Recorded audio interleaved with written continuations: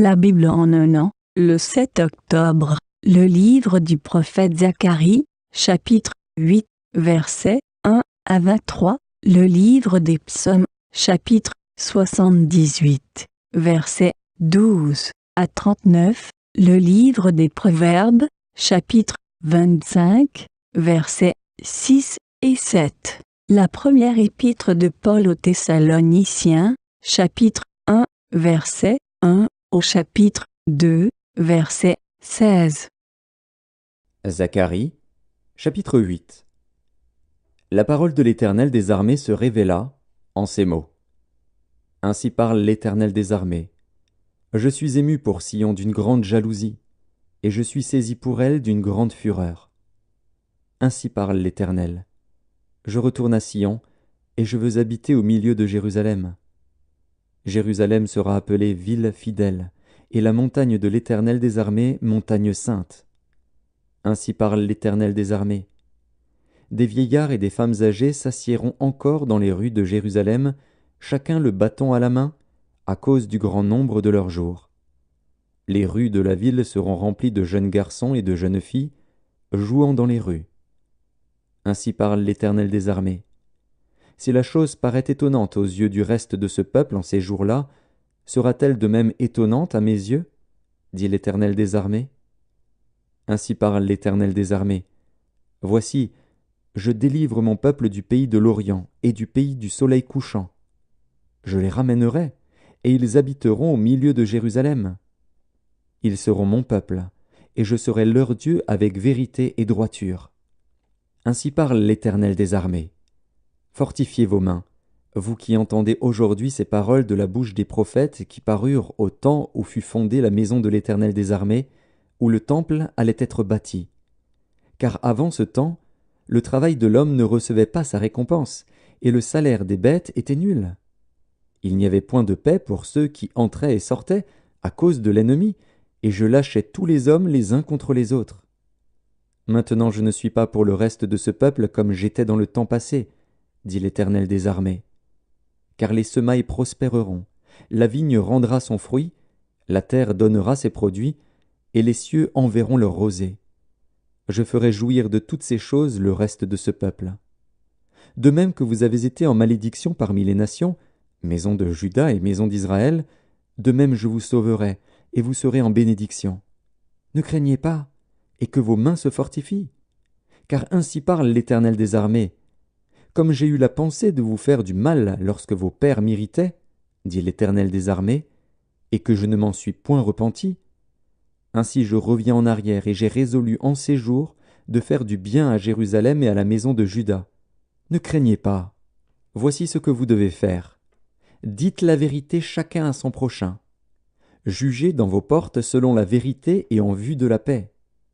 Que nul en son cœur ne pense le mal contre son prochain, et n'aimez pas le faux serment, car ce sont là toutes choses que je hais, dit l'Éternel. La parole de l'Éternel des armées me fut adressée, en ces mots. Ainsi parle l'Éternel des armées. Le jeûne du 4e mois, le jeûne du 5e, le jeûne du 7e et le jeûne du 10e se changeront pour la maison de Juda en jour d'allégresse et de joie, en fête de réjouissance. Mais aimez la vérité et la paix. Ainsi parle l'Éternel des armées. Il viendra encore des peuples et des habitants d'un grand nombre de villes. Les habitants d'une ville iront à l'autre, en disant « Allons implorer l'Éternel et chercher l'Éternel des armées. Nous irons aussi. » Et beaucoup de peuples et de nombreuses nations viendront chercher l'Éternel des armées à Jérusalem et implorer l'Éternel. Ainsi parle l'Éternel des armées. En ces jours-là, 10 hommes de toutes les langues des nations saisiront un juif par le pan de son vêtement et diront « Nous irons avec vous, car nous avons appris que Dieu est avec vous. » Psaume 78, devant leur père, il avait fait des prodiges. Au pays d'Égypte, dans les campagnes de Tsoan, il fendit la mer et leur ouvrit un passage. Il fit dresser les eaux comme une muraille. Il les conduisit le jour par la nuée et toute la nuit par un feu éclatant. Il fendit des rochers dans le désert et il donna à boire comme des flots abondants. Du rocher, il fit jaillir des sources et couler des eaux comme des fleuves. Mais ils continuèrent à pécher contre lui, à se révolter contre le Très-Haut dans le désert. Ils tentèrent Dieu dans leur cœur en demandant de la nourriture selon leurs désirs. Ils parlèrent contre Dieu, ils dirent, « Dieu pourrait-il dresser une table dans le désert? Voici, il a frappé le rocher, des eaux ont coulé et des torrents se sont répandus. Pourra-t-il aussi donner du pain ou fournir de la viande à son peuple ?» L'Éternel entendit, et il fut irrité. Un feu s'alluma contre Jacob, et la colère s'éleva contre Israël, parce qu'ils ne crurent pas en Dieu, parce qu'ils n'eurent pas confiance dans son secours. Il commanda aux nuages d'en haut, et il ouvrit les portes des cieux. Il fit pleuvoir sur eux la manne pour nourriture, il leur donna le blé du ciel. Ils mangèrent tous le pain des grands, il leur envoya de la nourriture à satiété. Il fit souffler dans les cieux le vent d'Orient, et il amena par sa puissance le vent du Midi.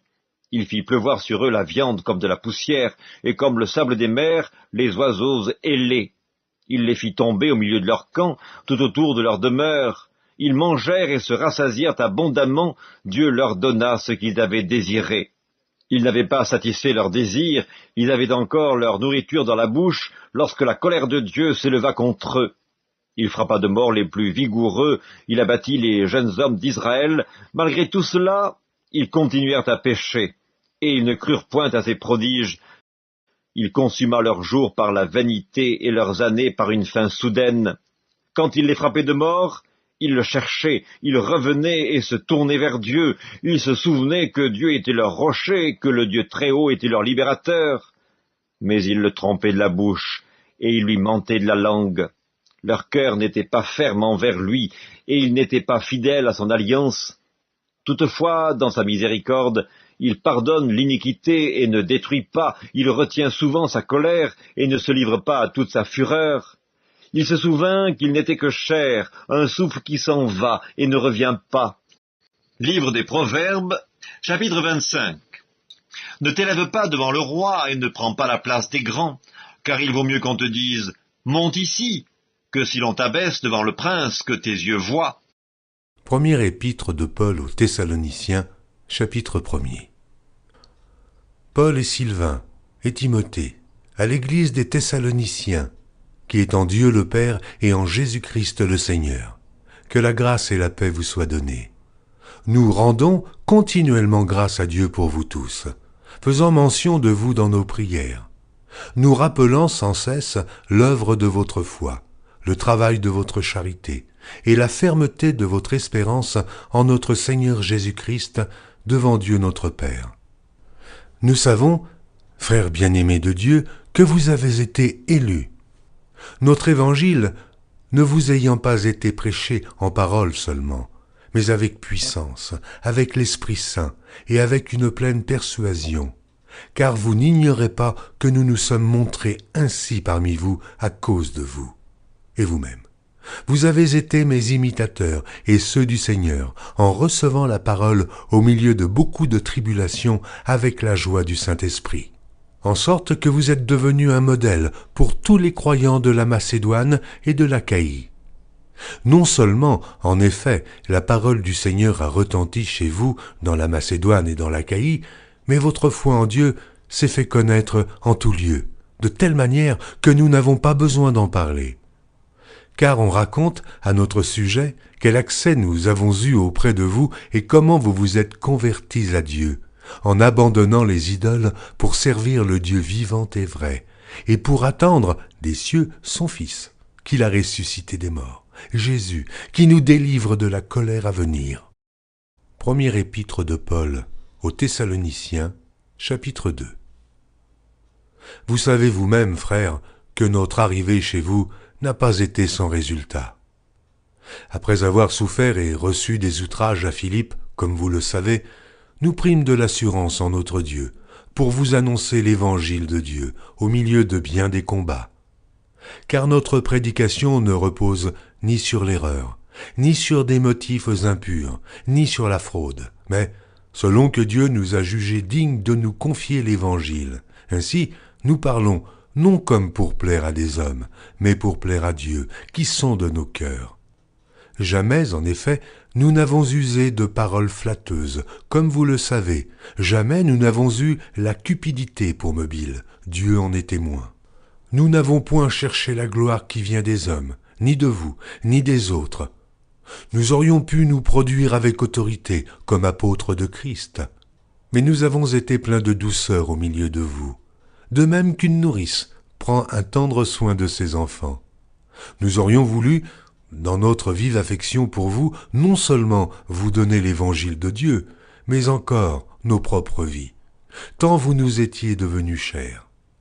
Vous vous rappelez, frères, notre travail et notre peine, nuit et jour à l'œuvre, pour n'être à charge à aucun de vous. Nous vous avons prêché l'évangile de Dieu. Vous êtes témoins, et Dieu l'est aussi, que nous avons eu envers vous qui croyez une conduite sainte, juste et irréprochable. Vous savez aussi que nous avons été pour chacun de vous ce qu'un père est pour ses enfants, vous exhortant, vous consolant, vous conjurant de marcher d'une manière digne de Dieu qui vous appelle à son royaume et à sa gloire.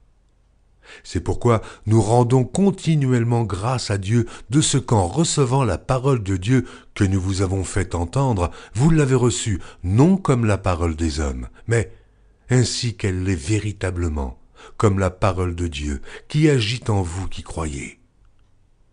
Car vous, frères, vous êtes devenus les imitateurs des églises de Dieu qui sont en Jésus-Christ dans la Judée, parce que vous aussi, vous avez souffert de la part de vos propres compatriotes les mêmes maux qu'elles ont souffert de la part des Juifs.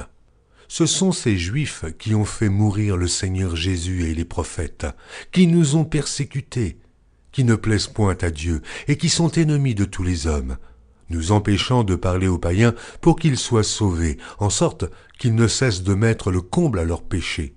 Mais la colère a fini par les atteindre.